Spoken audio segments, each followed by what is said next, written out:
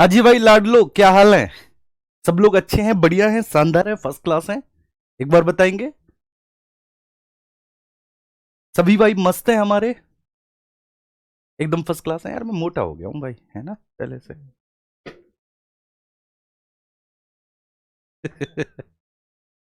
है भाई? क्यों? आपको भी लग रहा है कि मुझे को लग रहा है ये? चलिए, गोपाल जी नमस्कार, आपका बहुत बहुत स्वागत है। और रितेश हैं, फिरदौसी अहमद हैं, गौरी बघेल हैं, और तनु दत्ता है, महेंद्र जी हैं, पूजा मीना हैं, विक्रम अहिरवार जी हैं, तनु कश्यप हैं, प्रांशु जी हैं, सत्येंद्र कुमार हैं, करीना कुमारी हैं, नामिका पाल हैं, सावित्री विपिन, अजय सिंह, और हितेश कुमार जी हैं, राजकुमार हैं, निशांत हैं, अर्पित हैं, अरविंद सिंह हैं, हर्ष हैं, अभिनंदन हैं, विनीता कुमारी हैं। और ठीक है, ढेर सारा प्यार आप सभी को। पवित्र कह रहे हैं कि सर मैं न्यू हूँ। काले दिख रहा हूँ मैं यार। ये दुख क्यों नहीं खत्म होता साहब?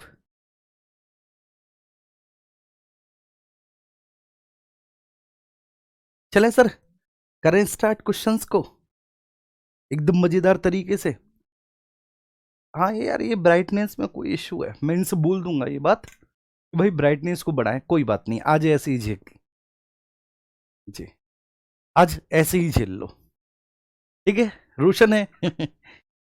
ओके जी, स्टार्ट करते हैं मेरे प्यारे बच्चे। मैंने आपसे कल ही बोला था कि कल बोला था मैंने कि आज के जो क्वेश्चंस होंगे वो होंगे वो वाले, मतलब कि एक स्टेटमेंट वाले नहीं होंगे। एक क्वेश्चन होगा, चार ऑप्शन होंगे, इस तरह के क्वेश्चंस होंगे। तो मतलब चेंज कर करके, ताकि हर एक प्रकार के क्वेश्चंस की आपको आदत पड़े, हर एक प्रकार के क्वेश्चंस की आपको आदत लगे। जी विवेक जी, सब लोग अच्छे हैं? ओके, तो सब बढ़िया है, एकदम शानदार है। नोट्स बनाना है या आपकी इच्छा पे निर्भर करता है, आपको जो भी चीजें नहीं लगे ठीक है, आप उनको ऐड करते चले जाइए। ठीक है, ओके। लाइव है, यस बिल्कुल लाइव है खुशी। सबसे पहला प्रश्न आपकी स्क्रीन पर है कि निम्नलिखित में से कौन सा, अच्छा एक बात बताओ यार, मैं मोटा नहीं हो गया थोड़ा सा, है ना? जी, स्टैटिक जीके में प्रॉब्लम हो रही है। चलो कोई बात नहीं, मैं हूं यहाँ पर रिवीजन कराने के लिए, आप चिंता ना करो। ठीक है, बस 2-3 दिन की बात है। 2-3 दिन में थोड़ा सा, ठीक है ना, आपको हो सकता है कि शायद कल क्लास ना लगे आपकी, ठीक है ना, क्योंकि मैंने बताया था जैसे मेरे ब्रदर इन लॉ की शादी है ना। और आज कितनी तारीख हो गई? 19 हो गई, कल 20 है। तो हो सकता है, क्योंकि 21 की उसकी शादी है यार। ठीक है, एक दिन पहले भी अगर नहीं गया तो फिर बड़ी दिक्कत हो जाएगी भाई। वैसे भी जब से पढ़ाना स्टार्ट किया है तो जो सामाजिक संबंध हैं वो थोड़े से खराब ही हो गए हैं। जा ही नहीं पाते यार कहीं। अब जब कहीं नहीं जा पाते तो फिर लोगों की बहुत सारी उम्मीदें भी हमसे होती हैं भाई, फिर वो टूटती हैं, उनको अच्छा नहीं लगता। और उनकी भी इसमें कोई गलती नहीं है यार, बिल्कुल सही बात है। ठीक है, लेकिन क्या करें, कोई समझता नहीं है कि हमारे पास कितनी बड़ी जिम्मेदारी है। अगर ठीक है एमएनसी में होते या किसी और कंपनी में होते तो ठीक है, एक दिन का अवकाश ले लेते वहाँ केवल। ठीक है, एक दिन का अवकाश लेने पर ही हमें नुकसान होता है एक दिन का, लेकिन यहाँ पर बहुत सारे बच्चे हमसे जुड़े हुए होते हैं। ओके, ठीक है, चलो स्टार्ट करते हैं। पहला प्रश्न है आपकी स्क्रीन पर, निम्नलिखित में से कौन सा सिंधु घाटी सभ्यता का स्थल बिना गढ़ वाला है? ठीक है, तो विदाउट सटाइडल है। कौन सा ऐसा स्थल है जिसमें, देखो एक बात आप समझना, मैं आपसे एक बात बोलना चाह रहा हूं कि सिंधु सभ्यता के जितने भी स्थल हैं, जो पश्चिमी नगर है, ये समझना। ठीक है, नगर का जो पश्चिमी हिस्सा होता है, वेस्टर्न साइड,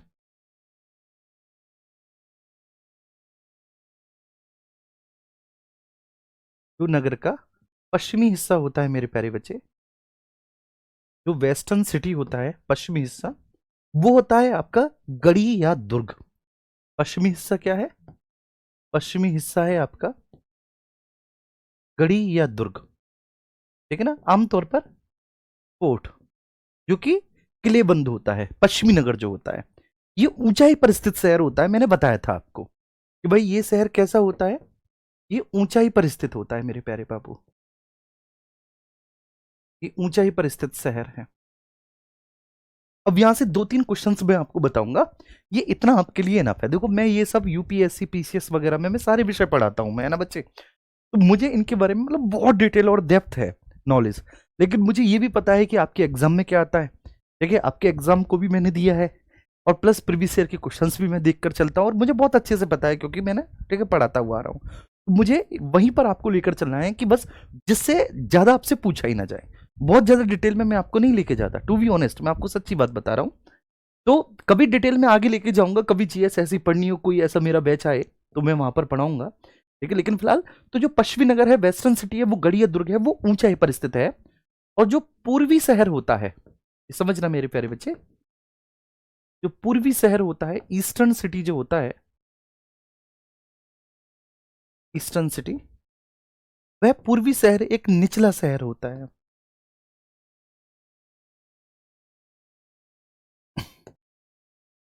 ठीक है, पूर्वी शहर कैसा होता है, निचला शहर होता है। यहां पर जो होते हैं मेरे प्यारे बच्चे, यहां पर रहते हैं प्रशासनिक वर्ग। जो प्रशासनिक वर्ग होगा, जो एडमिनिस्ट्रेटिव क्लास होगी, वो एडमिनिस्ट्रेटिव क्लास यहां पर रहती है।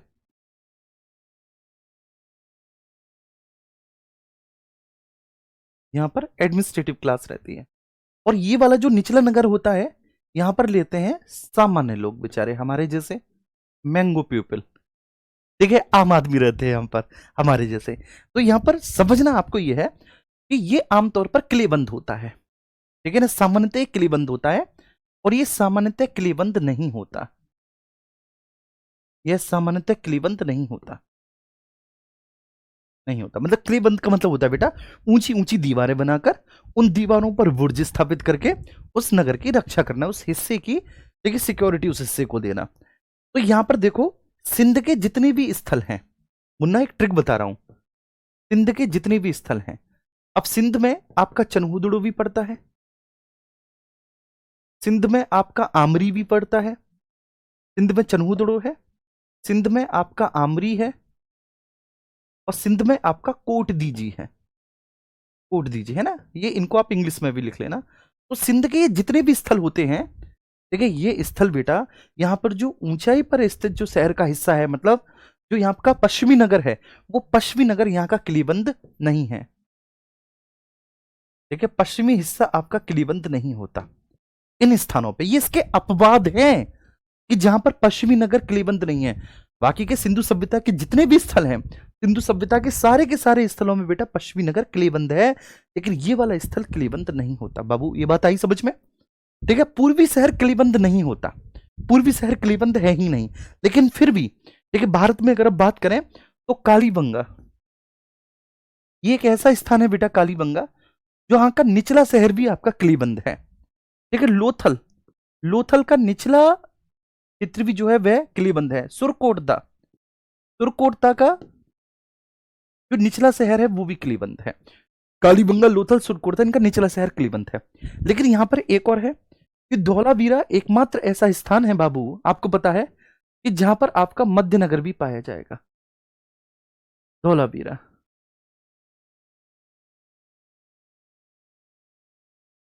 धौलावीरा एकमात्र ऐसा स्थान है, धौलावीरा में आपका मध्यनगर भी पाया जाता है केवल।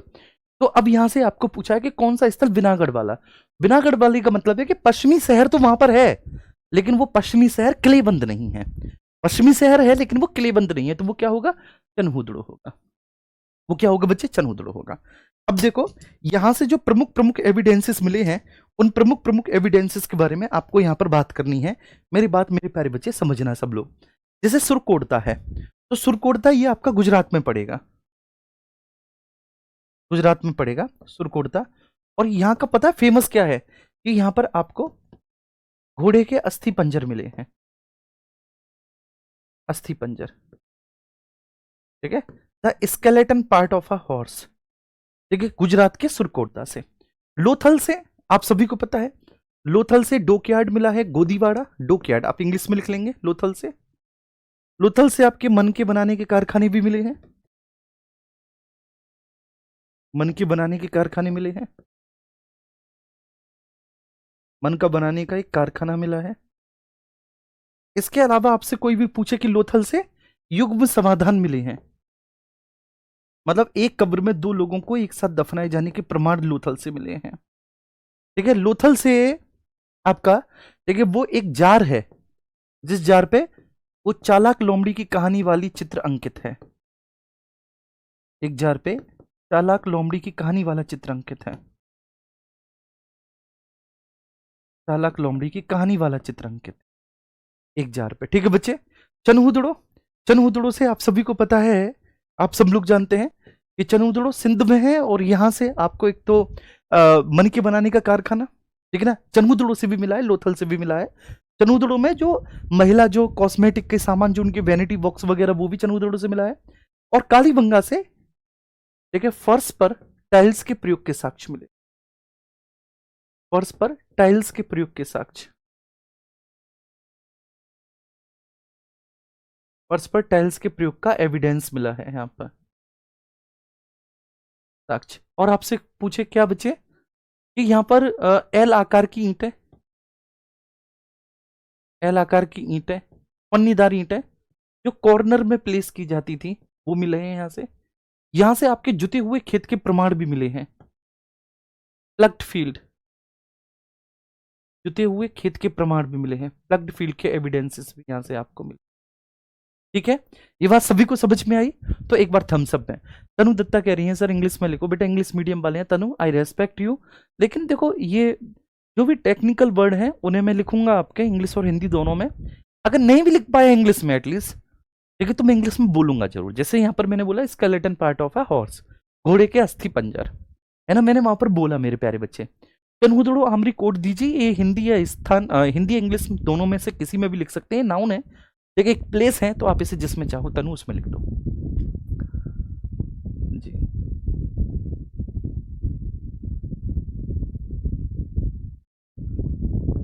ठीक है, क्लियर है, ये बात सभी को आई समझ में? तो एक बार सब लोग थम्स अप करेंगे और थम्स अप करके मुझे बताएंगे कि हाँ जी ये बात समझ में आई। अब दूसरा प्रश्न है आपका कि द ग्रेट बाथ वो कहां से मिला है? द ग्रेट बाथ देखो तो वो मोहनजोदड़ो से मिला है। देखिए ग्रेट बाथ मोहनजोदड़ो, ये आपको समझना है कि ये जो शब्द है मोहनजोदड़ो, जोदड़ो, ये एक सिंधी भाषा का शब्द है मेरे प्यारे बाबू। मोहनजोदड़ो ये किसका, ये सिंधी भाषा का शब्द है, सिंधी भाषा का शब्द है मोहनजोदड़ो, और इसका अर्थ होता है मृतकों का टीला। मोहनजोदड़ो ये सिंधी भाषा का शब्द है मोहनजोदड़ो, और इसका अर्थ होता है मृतकों का टीला, माउंट ऑफ डेथ। इसका अर्थ होता है मेरे प्यारे बच्चे मोहनजोदड़ो। इस मोहनजोदड़ो को हम लोग इसको सिंध का नखलिस्तान भी कहते हैं, the garden of Sindh, Sindh का नखलिस्तान या बाग। ठीक है, कई बार नखलिस्तान भी आ जाता है इंग्लिश में लिखा हुआ, इसको सिंध का नखलिस्तान या बाग भी कहते हैं। इसका अर्थ ही होता है माउंट ऑफ डेड, मृतकों का टीला। ठीक है, यहां से हमको मेरे प्यारे बच्चे ध्यान रखना, यहां से हमको मृतकों के स्केलेटन मिले हैं, मृतकों के कंकाल मिले हैं, लेकिन यहां पर हमें कोई भी कब्रिस्तान नहीं मिला। देखिए RS-37 जो कब्रिस्तान आपको मिला है, कब्रिस्तान जो आपको मिला है वह हड़प्पा से मिला है मेरे प्यारे बच्चे, ध्यान रखना, हड़प्पा से मिला है। यहां पर मृतकों के आपको कंकाल मिले हैं, स्केलेटन ऑफ डेड्स, वो यहां पर आपको मिले हैं, यहां पर मिले हैं सब मृतकों के कंकाल। मेरी बात एक बहुत अच्छे से समझना, यहां पर मिला है आपको मृतकों का कंकाल, यहां पर आपको मिला है मृतकों का कंकाल। ये बात आ रही है ना सभी को समझ में? तो RS-37 नाम का एक कब्रिस्तान भी आपको हड़प्पा के क्षेत्रों से मिला है, यहाँ पर मृतकों के कंकाल। यहाँ पर जो मृतकों के कंकाल मिले हैं उनसे एक बात प्रूव होती है जो एग्जाम में बहुत पूछा जाता है। क्या बात प्रूव होती है? कि भाई बात ये प्रूव होती है कि यहाँ से जो मृतकों के कंकाल मिले हैं तो उनकी जो प्रजातीय संरचना है, ठीक है ना, वो, ठीक है बच्चे, 3 प्रकार की प्रजाति संरचना के हैं। वह प्रोटो ऑस्ट्रेलॉइड है, प्रोटो ऑस्ट्रेलॉइड है, ठीक है, वो आपके मेडिटेरियंस है, मेडिटेरियंस, ये आपसे पूछा जा सकता है। और तीसरा, ठीक है, आप में से अगर किसी को पता हो तो बताएंगे कि कौन कौन से हमको मिले हैं। तो हमको प्रोटो ऑस्ट्रेलॉइड के एविडेंसेस मिले, मतलब जो हमें स्केलेटन मिले हैं मोहनजोदड़ो से, उनमें प्रोटो ऑस्ट्रेलॉइड मानव की स्केलेटन है, उसमें आपके मेडिटेरियंस जो भूमध्य सागरीय मानव है उसके भी एविडेंसेस हैं, स्केलेटन है, और मंगेलॉइड के भी हैं। मंगलोइड, ठीक है, इसके भी हैं भैया, प्लस निग्रेटो की भी है, निग्रेटो, है ना, निग्रेटो की भी हमको एविडेंसेस मिले। तो टोटल हमें प्रोटोस्टेरॉइड, मेडिटेरियंस, मंगलोइड, ये मंगलोइड होगा, माफ करना, मैंगलोइड, सॉरी,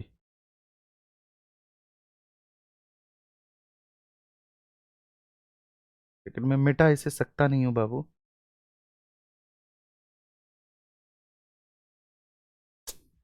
मैं मिटाना ही पड़ेगा, चलो, मैंगलोइड, ठीक है, तो यहां से प्रोटोस्टेरॉइड, मेडिटेरियंस, बेंगलोइड और निग्रेटो, जी, तो यहां से इनके एविडेंसेस मिले हैं। तो कितने कितने संख्या में मिले हैं भैया, इनके जो आपको स्केलेटन मिले हैं, तो कितनी कितनी संख्या में आपको स्केलेटन मिले हैं, ये आपको पता है? या फिर आपसे पूछा जाए कि सबसे ज्यादा संख्या में देखिए किस प्रकार के ह्यूमन के आपको स्केलेटन मिले हैं, मंगोलॉइड को मिले हैं, मेडिटेरियंस के मिले हैं, प्रोटो ऑस्ट्रेलॉइड के मिले हैं, या फिर निग्रेटो के मिले हैं? तो आप कहेंगे प्रोटो ऑस्ट्रेलॉइड को हमको मिले हैं बच्चे 6, जो कि सर्वाधिक है प्रोटो ऑस्ट्रेलॉइड के, ठीक है, मेडिटेरियंस के भी हमको मिले हैं, और मंगेलॉइड और निग्रेटो के भी हमको मिले हैं। तो बस इतना आपको ध्यान रखना है कि इनके मिले हैं, इनमें प्रोटो ऑस्ट्रेलॉइड की जो है हमको सर्वाधिक संख्या में मिले हैं, जिससे ये बात प्रूव हो जाती है कि कहीं ना कहीं ये जो मानव है ये प्रोटो ऑस्ट्रेलॉइड प्रकार का मानव है, मंगेलॉइड, ठीक है, ये प्रोटो ऑस्ट्रेलॉइड प्रकार का मानव है, ये बात हमारी प्रूव हो जाती है। तो ये सिंध का नकली स्थान या बाघ कहा जाता है बच्चे, इसको हिंदी में यही कहते हैं, हिंदी में आप इनको प्रोटो ऑस्ट्रेलॉइड लिखेंगे बच्चे कोमल, देखिए हिंदी में मेडिटेरियंस, हिंदी में मंगोलॉइड लिखेंगे, और हिंदी में आप इनको निग्रेटो लिखेंगे। आप हिंदी में आपको इनको ऐसे ही लिख लेंगे, मैं एक बार बता देता हूं, हिंदी में आप इनको ऐसे ही लिख लेंगे, है ना, प्रोटो ऑस्ट्रेलॉइड, प्रोटो ऑस्ट्रेलॉइड,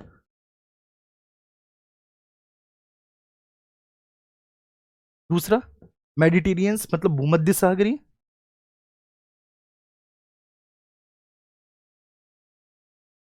भूमध्य सागरीय, मंगोलॉइड, मंगोलॉइड, और आपका निग्रेटो, निग्रेटो आपका,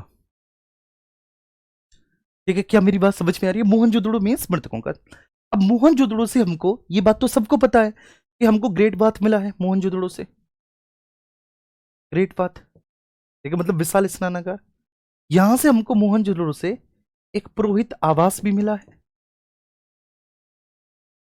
पुरोहित आवास भी मिला है मोहनजोदड़ो से, मोहनजोदड़ो से हमें एक सभा भवन भी मिला है,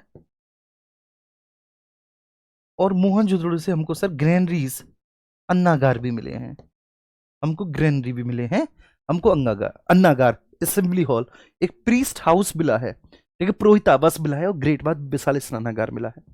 धौलावीरा, ठीक है, धौलावीरा शब्द का अर्थ होता है, मैंने आपको पूर्व में भी बताया है कि इस शब्द का अर्थ होता है मेरे प्यारे बाबू सफेद कुआं, धौलावीरा, और यहां से हमको विशाल जलाशय मतलब एक ह्यूज रिजर्वायर मिला है, यहां से हमको विशाल जलाशय, विशाल जलाशय बोले तो ह्यूज रिजर्वायर मिला है,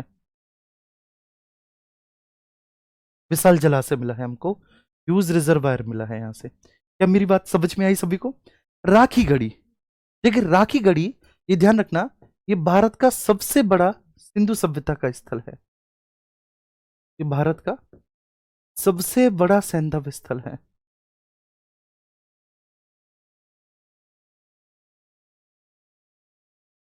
भारत का सबसे बड़ा ये सैंधव स्थल है। क्या मेरी बात समझ में आ रही है? कौन सा है? राखी गढ़ी, ये राखी गढ़ी भारत का सबसे बड़ा सैंधव स्थल है, जो राखी गढ़ी है।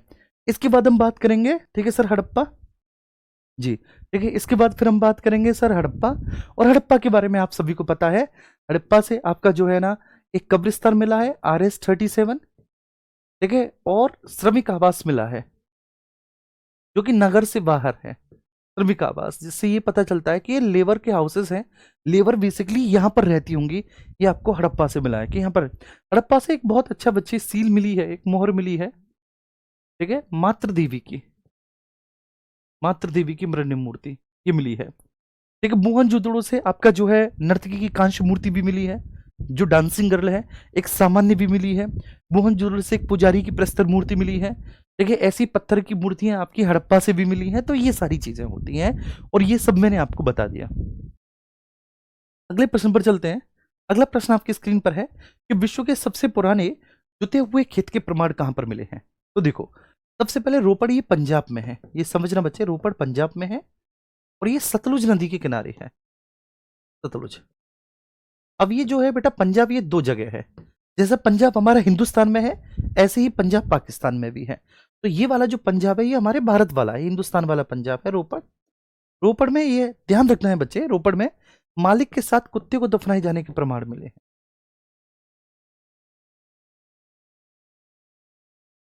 मालिक के साथ कुत्ते को दफनाए जाने के प्रमाण।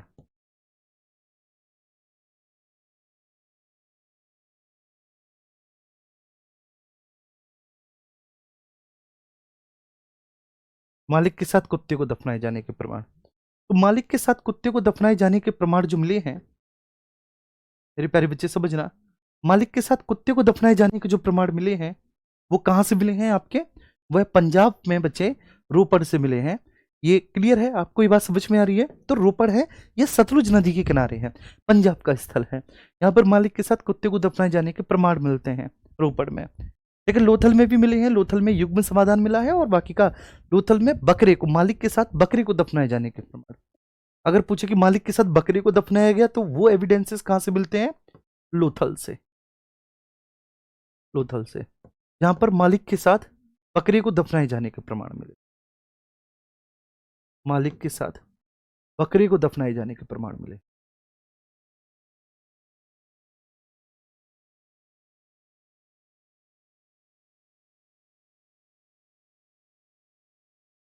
मालिक के साथ बकरे को दफनाए जाने का। Is that clear to everyone? बोलो समझ में आ रहा है सभी को? अब हम बात करेंगे बेटा कालीबंगा। तो यहाँ प्लग्ड फील्ड जुते हुए खेत के प्रमाण कहां से मिले हमको, कालीबंगा से। अच्छा बनावली, हमें यहां से मिट्टी का खिलौना हल मिला है बनावली से। बनावली से क्या मिला है, मिट्टी का खिलौना हल मिला है। खिलौना हल, एक मिट्टी का खिलौना हल, ये बनावली से मिला है। अब बनावली कहां पर है, तो बनावली हरियाणा में है। हरियाणा के किस जिले में है, हरियाणा के फतेहाबाद डिस्ट्रिक्ट में। फतेहाबाद जिला है हरियाणा का। और किस नदी के किनारे है, गग्गर नदी के किनारे है। गग्गर नदी के किनारे है। क्या मेरी बात सभी को समझ में आई? प्लीज एक बार बोलेंगे। देखिए एक बार क्या है कि मैं हरियाणा से निकल के जा रहा था, कहीं मुझे जाना था और वहां निकल, शायद किसी शादी ब्याह में जाना था या कहीं। तो वहां पे लिखा हुआ था कि राखीगढ़ी यहाँ से थोड़ी सी ही दूरी पर है। राखीगढ़ी 20 से 25 किलोमीटर की डिस्टेंस दिखा रहा, तो मेरा बड़ा मन हुआ, मैंने कि राखीगढ़ी जाया जाए।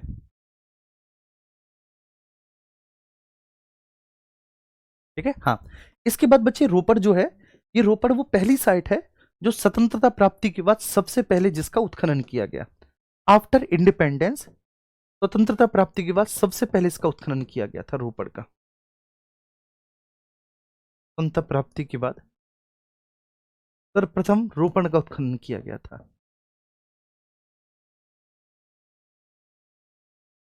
सबसे पहले रोपड़ का उत्खनन किया।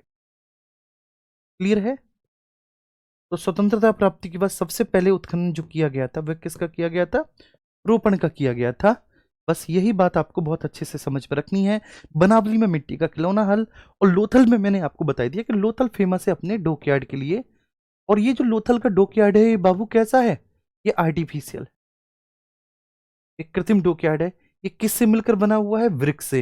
ये ईंटों से निर्मित है, ये ईंटों से निर्मित है। क्लियर हुआ? ये बात आई समझ में? नहीं फिर नहीं गया, मैं नहीं गया, लेट हो रहा था तो फिर मैं जा नहीं पाया। तो ये समझ में आ गया हमारे। अगले प्रश्न पर चलते हैं। सिंधु घाटी सभ्यता का कौन सा स्थल घोड़े की हड्डियों के लिए सुरकोट था? ठीक है ना, मैंने बताया था सुरकोट था, घोड़े की हड्डियां, घोड़े की हड्डियां। ठीक है, अब कुछ चीज मैं लिखूंगा आपको, कुछ स्थल लिखूंगा, छोटे छोटे स्थल हैं लेकिन सारे महत्वपूर्ण हैं। सुरकोटदा से घोड़े की हड्डियों के साक्ष्य मिले हैं।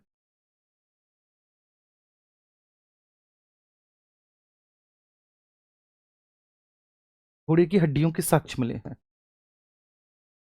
आपके कहां से मिले हैं? सुरकोरता से मिले हैं। और क्या क्या मिला है सुरकोरता से? तो घोड़े की हड्डियों के साक्ष्य ये प्रमुख है जो सुरकोरता से मिला, मतलब ये मेन चीज है सुरकोरता। इसके अलावा एक घोड़े के एक स्थान से जबड़े के अवशेष भी मिले हैं। जबड़ा आप समझते हैं, माउथ कैनल, तो जबड़े के अवशेष मिले हैं, घोड़े के जबड़े के अवशेष। ये कहां से मिले हैं? तो ये एक स्थान है राणा गुंडई। राणा गुंडई ये सिंध में पड़ेगा, राणा गुंडई। यहां से घोड़े के जबड़े के अवशेष मिले हैं राणा गुंडई से, और घोड़े की हड्डियों के साथ सुरकोरता से।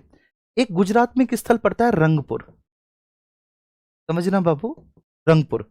ये रंगपुर कहां पर है? ये रंगपुर गुजरात में है। रंगपुर में धान की खेती के साक्ष्य या धान की भूसी के साक्ष्य आप कह सकते हैं, धान की भूसी के एविडेंसेस मिले हैं रंगपुर से। ठीक है, धान की भूसी के साक्ष्य। इसके बाद एक स्थल है आमरी। आमरी, आमरी से आपको भारतीय गैंडे के एविडेंसेस मिले हैं। भारतीय गैंडे के साक्ष्य मिले हैं आपको। गैंडा को क्या कहते हैं? राइनो। ठीक है, गैंडा मीन्स राइनो। कह देते हैं क्या गैंडा सा हो रहा है खा खा के।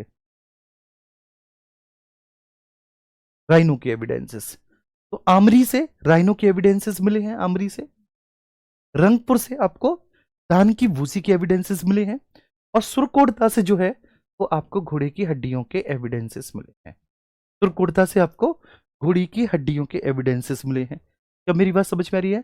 तो सिंधु घाटी सभ्यता का कौन सा स्थल घोड़े की हड्डियों के वास्तविक अवशेषों के लिए जाना जाता है? वह तो सुरकोटता है। बाकी का चनहुदड़ो, सुतकांगेडोर।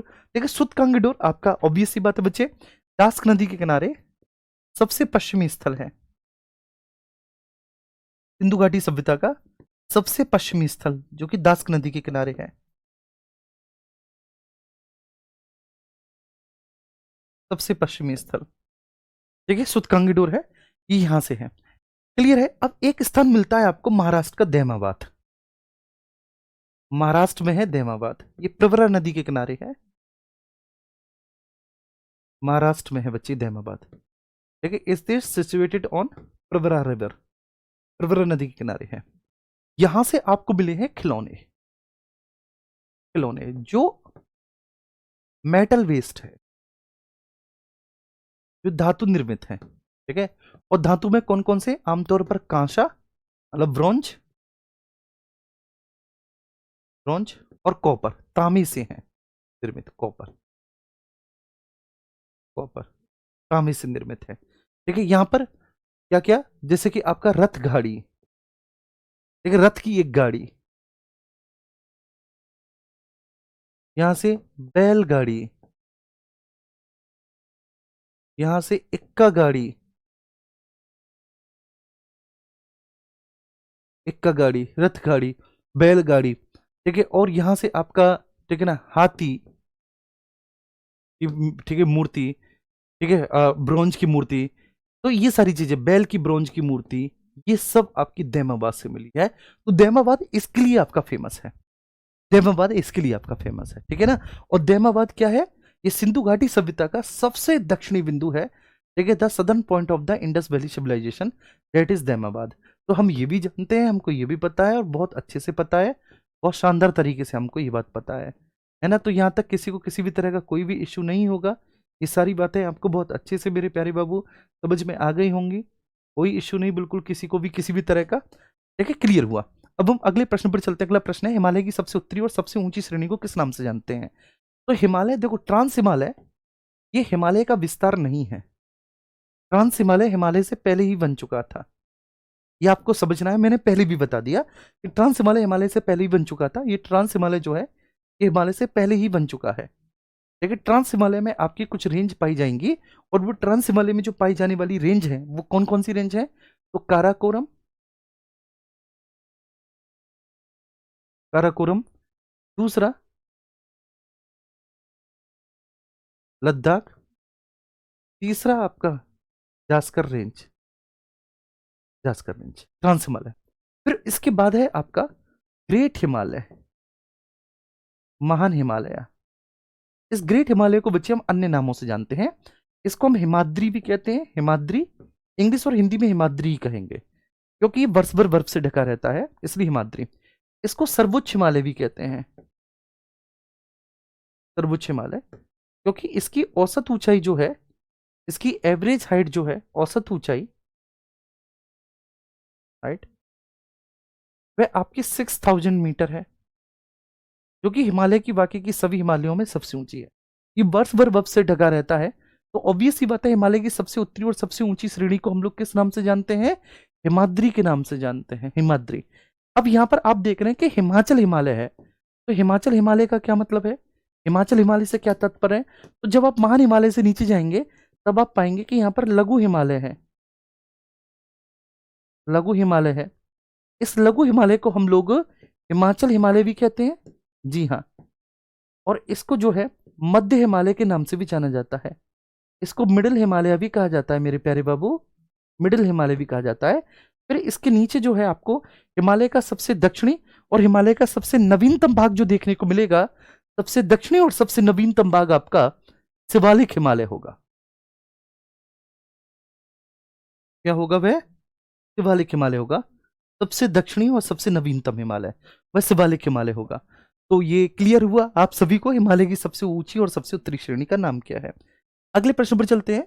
दून और द्वार जैसी जो अनुदैर्घ्य घाटियां होती हैं, देखिए दून और द्वार जैसी जो लॉन्गिट्यूडिनल वैली हैं, वो कहां पर पाई जाएंगी? दून और द्वार, तो आपको पता है दून और द्वार आपका, देखिए ये लघु या मध्य हिमालय और शिवालिक हिमालय के बीच में मिलती है। हिमाचल हिमालय का मतलब क्या है? हिमाचल हिमालय का मतलब है कि लघु या मध्य हिमालय। हिमाचल हिमालय का मतलब होता है सर लघु या मध्य हिमालय।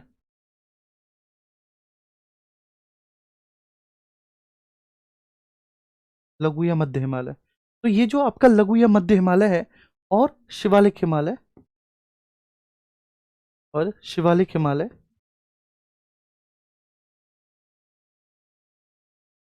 शिवालिक हिमालय, तो लघु या मध्य हिमालय और शिवालिक हिमालय के बीच में देखिए ये आपकी जो घाटियां पाई जाती हैं, इन घाटियों को हम लोग दून या द्वार के नाम से जानते हैं। इन घाटियों को दून या द्वार के नाम से जाना जाता है, नाम से जाना जाता है इन घाटियों को,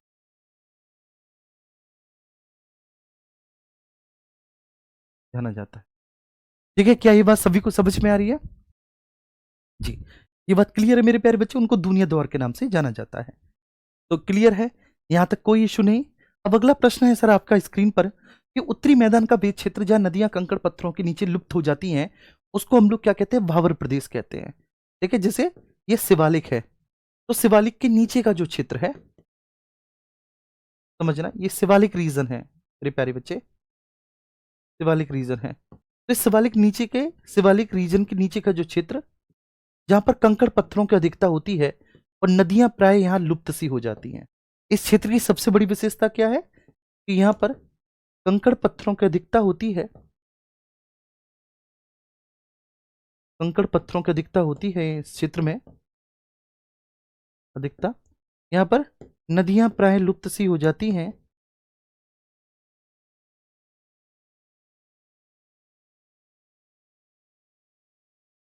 लुप्त सी हो जाती है, कंकड़ पत्थरों की अधिकता होती है, नदियां प्राय इस क्षेत्र में लुप्त सी हो जाती है मेरे प्यारे बच्चे। और इन क्षेत्रों में ट्रांसपेरेंसी, पारगम्यता बहुत अधिक होती है, पारगम्यता बहुत अधिक होती है इन क्षेत्रों में। इस क्षेत्र की सबसे बड़ी विशेषता है कि पारगम्यता बहुत अधिक होती है, तो हम इसको भावर प्रदेश कहते हैं। भावर प्रदेश के दक्षिण में जहां नदियां वास्तविक अपने तल को प्राप्त करती हैं, भावर प्रदेश के दक्षिण में जहां नदियां वास्तविक अपने तल को प्राप्त करती हैं, भावर प्रदेश के दक्षिण में, दक्षिण में जहां नदियां अपने वास्तविक आधार को प्राप्त करती हैं बच्चे, वास्तविक आधार को प्राप्त करती हैं, ठीक है, अपने एक्चुअल बेस। ठीक है, नदियां वास्तविक आधार का मतलब है बाबू कि जहां नदियां अपने एक्चुअल वेस को प्राप्त करती हैं। तो यही प्रश्न रिपीटेड है, ये प्रश्न बार बार पूछे जाते हैं। अगर आपने ये प्रश्न क्लियर कर लिए तो फिर आपसे बेहतर और कोई नहीं है। तो जहां पर नदी अपने वास्तविक आधार को प्राप्त करती हैं उसको हम लोग बोलते हैं कि भाई वह तराई क्षेत्र है। वह क्या है? कि वह आपका तराई रीजन है। जहां पर नदियां अपने वास्तविक क्षेत्र को प्राप्त करती हैं तो वह आपका तराई क्षेत्र है, तराई रीजन है। क्या ये बात सभी को समझ में आ रही है कि उसको हम क्या कहेंगे? उसको हम तराई क्षेत्र के नाम से जानते हैं, तराई रीजन। अब ये तराई रीजन दो प्रकार का होता है बच्चे, जहां पर बाढ़ का पानी हर वर्ष आता है और नए जलोढ़ों का विकास होता है। बाढ़ का पानी हर वर्ष आता है और न्यू एलुविलाइल्स, नए जलोढ़ों का विकास होता है। ऐसे प्रदेशों को हम बोलते हैं बच्चे खादर। ठीक है? और जो पुराने जलोढ़ होते हैं, जहां नदियों के बाढ़ का पानी बहुत सालों से नहीं पहुंचा, उसको हम लोग बोलते हैं बांगर। पुराने जलोढ़ों को बांगर बोलते हैं और नए जलोढ़ों को खादर बोलते हैं। ये पहले भी मैंने आपको समझा रखा है ना, ये पहले भी मैंने समझा रखा है। तो इस प्रदेश को हम लोग क्या बोलते हैं? तराई रीजन। तराई रीजन को फर्दर हम दो भागों में डिवाइड करते हैं। तो भाई ये बात भी क्लियर हो गई। तो कंकड़ पत्थरों वाला क्षेत्र भावर प्रदेश है। ठीक है? खादर मैंने आपको बता दिया, खादर का मतलब होता है न्यू एलुवियल्स, खादर। बांगर का मतलब है ओल्ड एलुवियल्स। ठीक है? बांगर है। ठीक है? बांगर जो होगा, बांगर की विशेषता हुई होगी कि बांगर, ठीक है, कम उपजाऊ होगा, लेस फर्टाइल होगा, कम उपजाऊ होगा। बांगर अधिक ऊंचाई पर पाया जाएगा, अधिक ऊंचाई पर पाया जाएगा, कम उपजाऊ होगा, अधिक ऊंचाई पर पाया जाएगा। जो नया होता है बच्चे, ठीक है, वो आपका, ठीक है ना, अधिक उर्वर होगा, आदर आपका, और वह कम ऊंचाई पर पाया जाएगा। अधिक उर्वर है और वह कम ऊंचाई पर पाया जाएगा। क्या मेरी बात समझ में आ रही है?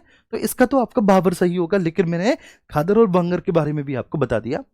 नई जलोढ़ मिट्टी से बने उपजाऊ मैदान जो प्रतिवर्ष बाढ़ के द्वारा नवीनीकृत होते हैं, क्या कहलाते हैं?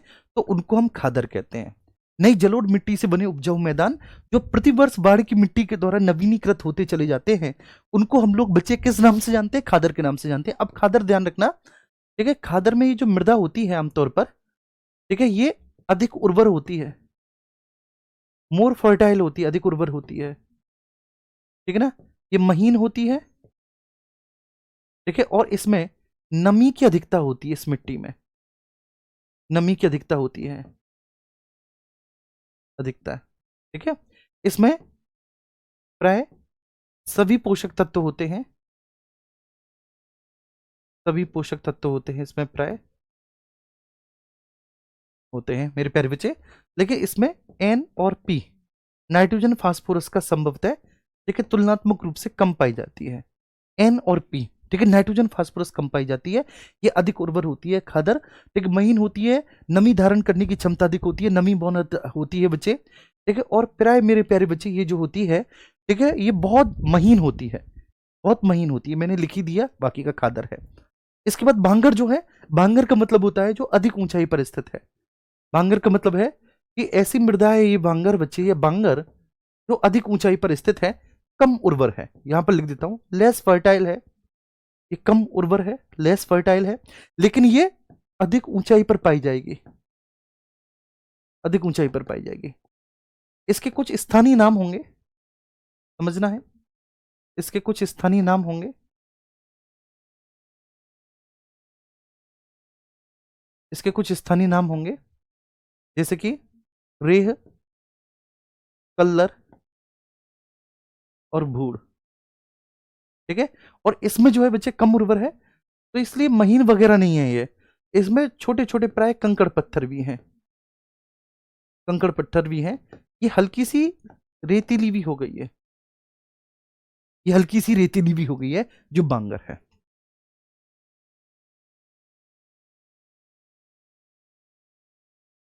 अमृत, मैं अभी आपको रिप्लाई करूंगा। पहले मुझे ये बताओ कि ये सभी को समझ में आया? अगर ये समझ में आया तो एक बार थम्स अप करो सब लोग।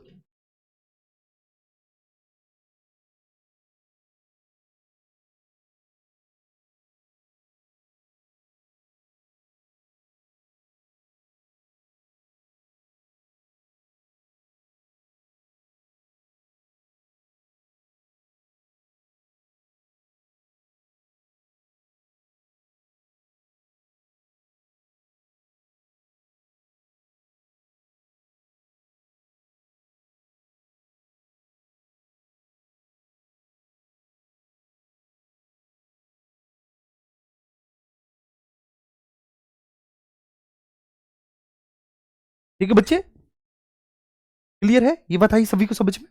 अब अगले प्रश्न पर चलते हैं। अगला प्रश्न है, ठीक है, हॉर्नबिल फेस्टिवल भारत के किस राज्य में सेलिब्रेट किया जाता है? तो हॉर्नबिल फेस्टिवल बेटा भारत के नागालैंड राज्य में सेलिब्रेट किया जाता है। हॉर्नबिल फेस्टिवल को हम कहां पर सेलिब्रेट करते हैं? हॉर्नबिल फेस्टिवल को बेटा, जो हॉर्नबिल फेस्टिवल है, इसको हम लोग सेलिब्रेट करते हैं भारत के नागालैंड राज्य में। हम सब जानते हैं बहुत अच्छे से। ठीक है, अब इसके अलावा मेघालय, मिजोरम और मणिपुर में कौन कौन से फेस्टिवल सेलिब्रेट किए जाते हैं, आप इन्हें बताएंगे फटाफट से। इंग्लिश में लिखिए, ठीक है, इंग्लिश में लिख देंगे। संजीत कह रहे हैं बार बार कि सर भाबर रीजन में ट्रांसपेरेंसी क्यों होती है? क्योंकि भाबर रीजन में कंकड़ पत्थर क्या दिखता है ना, और नदी कंकड़ पत्थरों के ऊपर से प्रवाहित होती है ना। तो नदी जब कंकड़ पत्थरों के ऊपर से प्रवाहित हो रही है, तो ऐसी स्थिति में होता है क्या कि अभी तक नदियों के द्वारा इतना अधिक वेदरिंग और इरोजन नहीं किया गया कि कंकड़ पत्थर बहुत महीन महीन महीन महीन, ठीक है, आपस में एक दूसरे से सन्नी घर्षण के माध्यम से टूटकर और वे बजरी या रेत या गाद बन जाए। इतना नहीं हुआ अभी, ठीक है, नदियों के द्वारा जो अपघर्षण हुआ है वो इतना नहीं हुआ। बड़े पत्थर छोटे पत्थरों में कन्वर्ट हो रहे हैं, टूट रहे हैं, लेकिन उनका रेत नहीं बन पा रहा, तो इसलिए पारगम्यता अधिक है। लेकिन तराई रीजन में आते आते नदियां अपने साथ बहुत अधिक मात्रा में बालू, कांप और निक्षेप लेकर आती हैं। ऊपर से भाबर प्रदेश से जो भी कंकड़ पत्थर वो नदी की धारा में रगड़ खाकर बहुत ज्यादा बचे, लेकिन लगातार सन्नी घर्षण के माध्यम से पतले होते चले गए, महीन होते चले गए, और उनकी गाद और निक्षेप बनते हुए चले गए जी। अब लो विक्रम कह रहे हैं कि सर जी प्लीज हिंदी में लिखा करो। अरे बाप रे। चलिए, तो हॉर्नबिल फेस्टिवल जो है, ठीक है, आप कहेंगे सर हॉर्नबिल फेस्टिवल को हम लोग सेलिब्रेट करते हैं नागालैंड में। ये नागालैंड का सेलिब्रेट है, नागालैंड का फेस्टिवल है, और ये बहुत ज्यादा मेरे प्यारे बच्चे सेलिब्रेटेड है, बहुत ज्यादा है ना। तो ये बात आपको बहुत अच्छे से ध्यान में रखनी है, ठीक है, सभी को बहुत अच्छे से ध्यान में रखनी है, ठीक है, क्लियर है? अरे बात समझ में? चलिए, is that clear to everyone?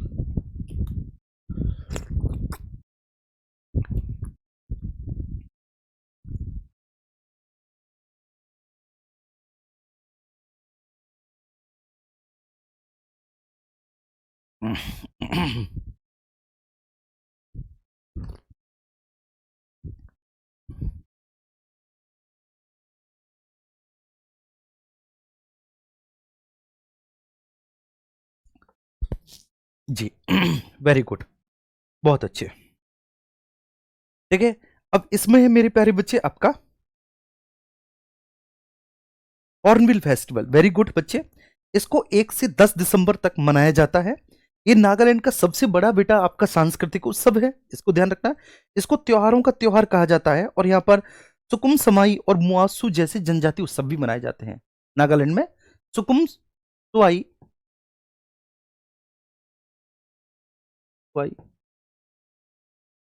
ठीक है, ये सुकुम सुआई बच्चे, ये एक फेस्टिवल होता है सुकुम सुआई, और इसके साथ साथ सुकुम सुआई के साथ साथ यहाँ पर एक और फेस्टिवल मनाया जाता है मुआसू, सुकुम सुमाई, माफ कीजिएगा, सुकुम सुमाई, सुमाई और मुआसू, ये भी फेस्टिवल यहाँ पर, मुआसू, ये भी फेस्टिवल यहाँ पर सेलिब्रेट किया जाए, ये फेस्टिवल यहाँ पर सेलिब्रेट किया जाए। कहां पर भैया? नागालैंड में, है ना। सुकुम सुमाई और मुआसू फेस्टिवल। बाकी का हॉर्नबिल फेस्टिवल ये 1 से 10 दिसंबर तक चलता है, और इसको हम लोग त्योहारों का त्योहार कहते हैं। ये मैंने पहले भी आपको बताया है कि इसको हम लोग त्योहारों का त्योहार कहते हैं। त्योहारों का त्योहार के नाम से इसको जाना जाता है, त्योहारों के त्योहार के नाम से, फेस्टिवल्स ऑफ फेस्टिवल के नाम से हम इसको जानते हैं। बहुत ज्यादा फेमस फेस्टिवल है ये, बहुत ज्यादा फेमस फर्स्ट फेस्टिवल है, त्योहारों के त्योहार के नाम से हम इसको सेलिब्रेट करते हैं। अगला है तमिलनाडु के पोंगल त्योहार के दौरान होने वाला जो पारंपरिक सांडों को बस में करने का खेल है, उसको हम लोग किस नाम से जानते हैं? जलीकट्टू के नाम से जानते हैं। तो तमिलनाडु का जो पोंगल त्योहार होता है, तमिलनाडु के, यस, तमिलनाडु का जो पोंगल त्योहार होता है बच्चे, तो पोंगल त्योहार के दौरान जो पारंपरिक सांडों को अपने बस में करने का, मतलब सांडों को अपने बस में करते हैं, उनको अपने कंट्रोल में करते हैं, तो उस त्योहार को हम लोग जलीकट्टू के नाम से जानते हैं। सर किसके नाम से जानते हैं उसको? उसको हम लोग जलीकट्टू के नाम से जानते हैं, जलीकट्टू। बल्लम कल्ली, वहां पर एक नौका जो प्रतियोगिता होती है। वस्त्र दशहरा, जो 75 दिनों तक चलता है मुख्य रूप से किस राज्य में मनाया जाता है? तो छत्तीसगढ़। ठीक है, ये कहाँ पर सेलिब्रेट किया जाता है? छत्तीसगढ़। नाम ही है बस्तर दशहरा, तो छत्तीसगढ़ में पड़ता है बस्तर। तो बस्तर दशहरा जो कि 75 दिनों तक चलता है, वह मुख्य रूप से सेलिब्रेट किया जाता है मेरे प्यारे बच्चे आपका छत्तीसगढ़ के क्षेत्रों में। ठीक है, कहाँ पर? छत्तीसगढ़ के क्षेत्रों में सेलिब्रेट किया जाता है। आगे देखिए, अब मैं यहाँ पर कुछ चीज लिखूंगा मेरे प्यारे बच्चे, मतलब कुछ देखिए प्रमुख फेस्टिवल में लिखूंगा और उनके बारे में मैं लिखूंगा। ऑब्वियस सी बात है, ठीक है ना। और जो मैं लिखने जा रहा हूं मेरे प्यारे बच्चे, उसको आपको बहुत ध्यान से रखना है, क्योंकि ये कुछ एक्स्ट्रा फैक्ट है, कुछ एक्स्ट्रा पॉइंट्स हैं जो आपके बहुत अच्छे से काम में आएंगे। तो नंबर फर्स्ट, सबसे पहले नुआखाई, ये उड़ीसा का है। नुआखाई है ना, नुआखाई एक फेस्टिवल है। Nuakhai, Nuakhai festival is belonging to Orissa, ये आपको ध्यान रखना है। अब ये जो नुआखाई फेस्टिवल मेरे प्यारे बच्चे जो उड़ीसा में है, ये क्यों जाना जाता है? तो नई चावल के फसल के स्वागत का त्योहार है, जो गणेश चतुर्थी के बाद मनाया जाता है। नई चावल फसल के स्वागत के लिए, स्वागत के लिए, और ये गणेश चतुर्थी के बाद मनाया जाता है त्योहार। उड़ीसा का त्योहार है, गणेश चतुर्थी के बाद सेलिब्रेट किया जाता है, सेलिब्रेट किया जाता है। ठीक है, क्या नाम है आपका? नुआखाई त्योहार है, उड़ीसा में मनाया जाता है। अब विशु है मेरे प्यारे बच्चे, इसको मलयालम नववर्ष कहा जाता है, केरल में हम मनाते हैं इसको, विशु को, विशु। ठीक है, विशु को बोला जाता है मलयालम नववर्ष, मलयालम नववर्ष। हालांकि मैंने बताया था कल आपको, मलयालम नववर्ष, विशु। और ये विशु कहां पर सेलिब्रेट किया जाता है? इसको केरल में मनाया जाता है विशु, इसको केरल में मनाया जाता है, केरल में इसको सेलिब्रेट किया जाता है।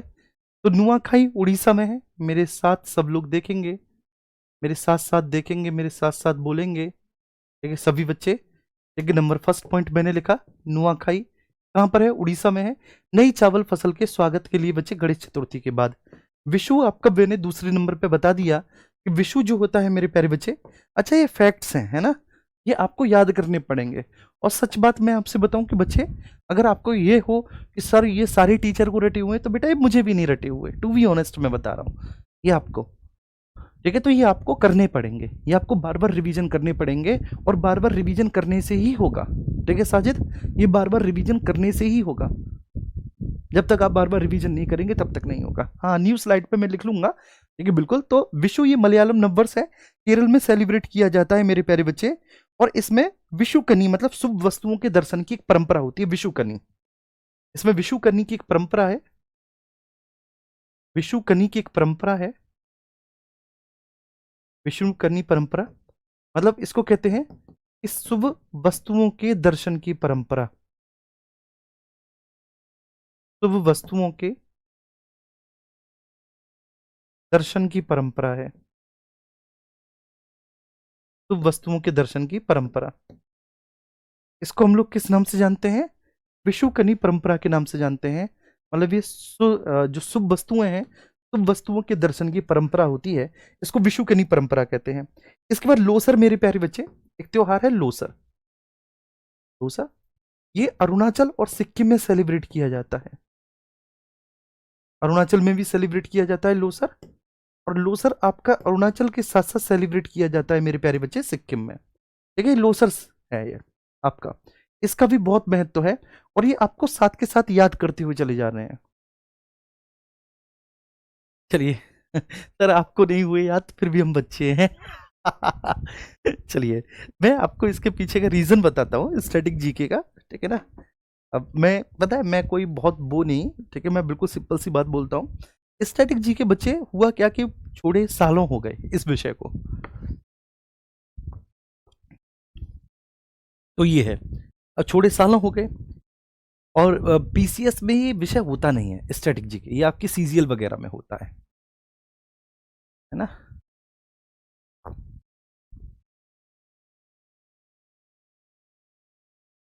सर आपकी वॉच रोलेक्स वॉच जो है वह है रोलेक्स की, अरे नहीं यार, रोलेक्स फोलेक्स इतने अमीर आदमी नहीं है मेरे प्यारे बच्चे जी। लोसर अरुणाचल में, सिक्किम में मेरे प्यारे बच्चे, और ये लद्दाख के क्षेत्रों में भी सेलिब्रेट किया जाता है। लद्दाख के क्षेत्रों में भी, है ना, लोसर को। ये एक तरह से अगर आप कहें, ये तिब्बती नववर्ष है। ये क्या है आपका? ये तिब्बती नववर्ष है, तिब्बती न्यू ईयर है, लोसर जो है। तो ये आपको याद करना है, तिब्बती नववर्ष है, लोसर है, तिब्बती नववर्ष है। और ये किसके द्वारा मनाया जाता है मेरे प्यारे बच्चे? तो वहां के क्षेत्रों में एक देखिए जनजाति है मोनपा, तो मोनपा जनजाति के द्वारा सेलिब्रेट किया जाता है। मोनपा जनजाति है, मोनपा जनजाति के द्वारा ये, जनजाति के द्वारा ये सेलिब्रेट किया जाता है प्रतिवर्ष, प्रतिवर्ष सेलिब्रेट किया जाता है। मोनपा जनजाति के द्वारा प्रतिवर्ष सेलिब्रेट किया जाता है। क्या मेरी बात समझ में आ रही है? तो बस ये जो तीन चार चीजें मैंने आपको बताई, ये तीन चार चीजें मैंने आपको बताई, तो ये आपको बहुत अच्छे से ध्यान में रखनी है। फिर हम आगे बात करेंगे। अगला प्रश्न है, कौन सा पर्वतीय दर्रा श्रीनगर को लेह से जोड़ता है? तो श्रीनगर को लेह से बच्चे कौन सा जोड़ता है? जो श्रीनगर को लेह से जोड़ रहा है वह जो जिला है, ठीक है, जो जिला है श्रीनगर को लेह से जोड़ता है, जास्कर श्रेणी में है ये, श्रीनगर से लेह को जोड़ता है, जास्कर श्रेणी में स्थित है। नाथुला जो है ये सिक्किम में है, आप सभी को पता है, नाथुला दर्रा सिक्किम में है। और नाथुला दर्रा एक्चुअली इंडिया को चाइना से कनेक्टिविटी प्रदान कर रहा है। नाथुला दर्रा इंडिया से चाइना। रोहतांग दर्रा ये आपका हिमाचल प्रदेश में पड़ेगा, हिमाचल प्रदेश में, ठीक है। और सिपकीला दर्रा जो है ये भी है हिमाचल प्रदेश में, सिपकीला दर्रा भी। अभी तो क्लास लंबी चले,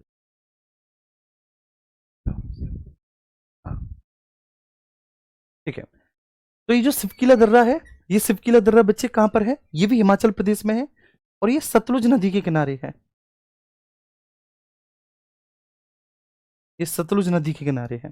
सिपकीला दर्रा ये सतलुज नदी के द्वारा निर्मित है, और ये भी आपका इंडिया और चाइना को कनेक्ट करता है, इंडिया और चाइना को कनेक्ट करता है ये जो दर्रा है ना। आगे हम बात करेंगे, गुड़ी पड़वा किस राज्य का नववर्ष है? ये तो मैंने आपको बताया महाराष्ट्र का है गुड़ी पड़वा। तो गुड़ी पड़वा किस राज्य का नववर्ष है? तो गुड़ी पड़वा में बच्चे ये महाराष्ट्र का नववर्ष होता है, ठीक है, ये महाराष्ट्र का है। आगे हम बात करेंगे, अरे चलो ठीक है इधर आ जाओ, तो मजे लेने के लिए मैंने बोल दिया, तुम्हें क्या लगता है क्या? आओ अब यहां पर आओ।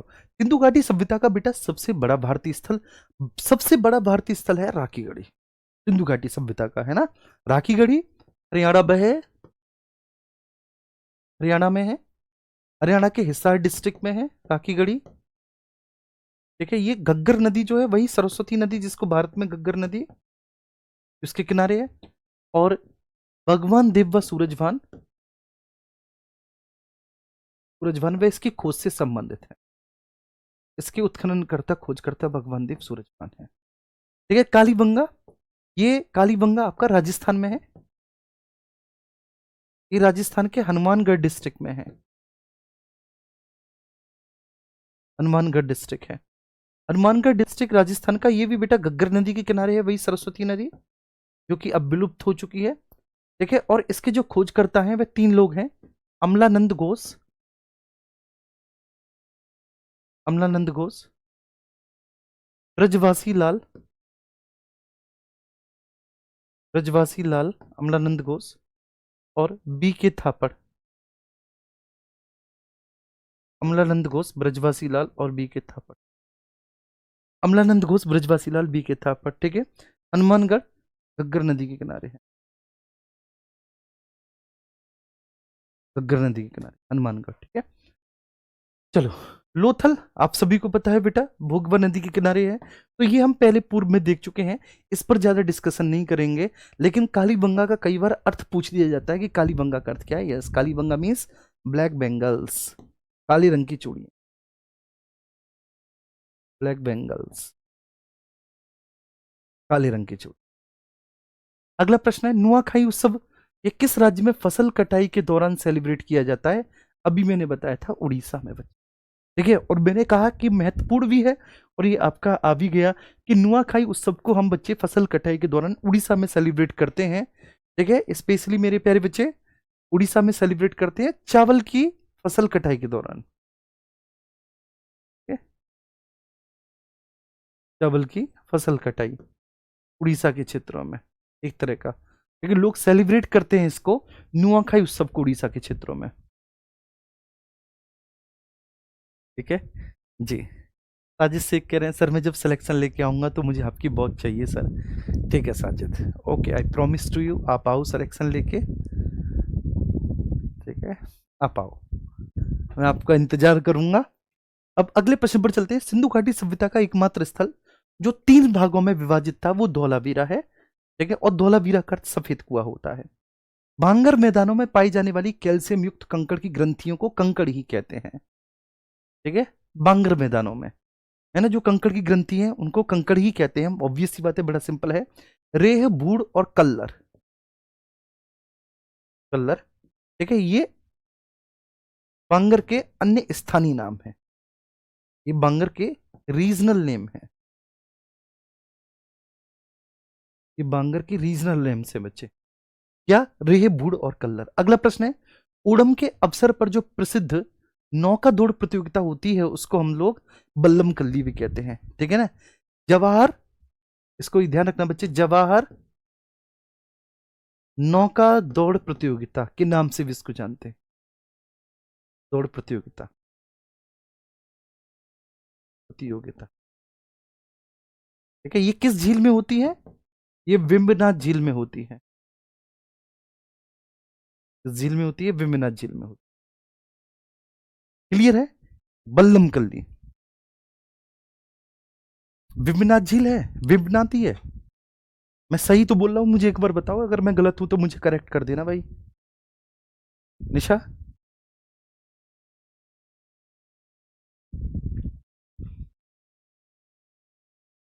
बहुत अच्छे बेटा। ठीक है ना, जवाहर नौका दौड़ प्रतियोगिता, या फिर इसको नेहरू ट्रॉफी भी कहते हैं। क्या बोलते हैं इसको, नेहरू ट्रॉफी भी बोलते हैं, नेहरू ट्रॉफी को नेहरू ट्रॉफी के नाम से भी जाना, जवाहर नेहरू नौका दौड़ प्रतियोगिता, या फिर आप इसको नेहरू ट्रॉफी भी कहते हो। ये बल्लम कल्ली है। ठीक है, बहुत रोमांचक मुकाबला होता है। मिट्टी से बना खिलौना हल बनावली में मिला है हमको। जो मिट्टी से बना हुआ खिलौना बल है, हल है, वो बनावली से। चलिए, तो आज बस केवल इतने ही क्वेश्चंस थे। तो उसके बाद फिर कल हम मुलाकात करेंगे। हाँ, कल ऐसा भी हो सकता है कि शायद आपकी क्लास ना हो, लेकिन मैं आपको सूचित जरूर कर दूंगा, है ना, टेलीग्राम ग्रुप के माध्यम से। सर आपको पूरा कितना जीएस याद होगा? चलो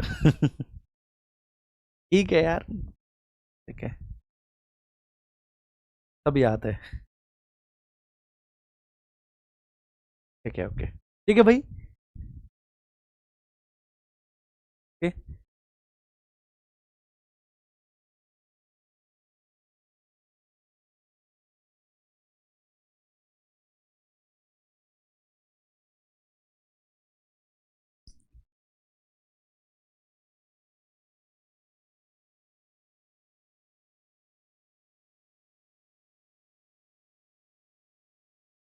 okay, thank you so much.